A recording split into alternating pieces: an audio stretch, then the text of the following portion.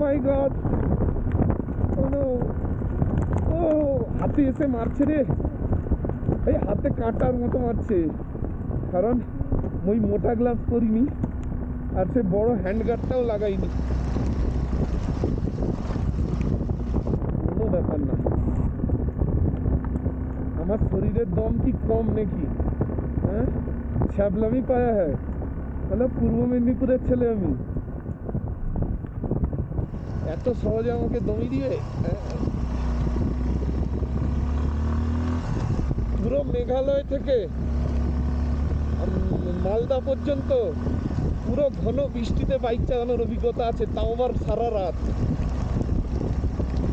ये क्या चीज़ है, कुछ नहीं है वे।